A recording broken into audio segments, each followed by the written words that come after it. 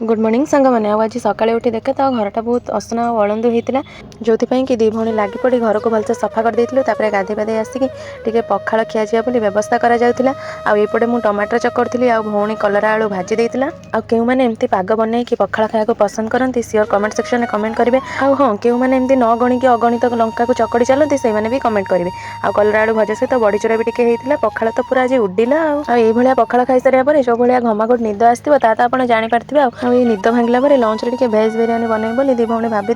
जो कि बेसी तामझाम न कर फास्ट परिवा को मैरिनेट करके रखी पियाज को गोल्डन ब्राउन हवा जाए भाजी सहित एपट साइड गैस रे भात बसई दी जाता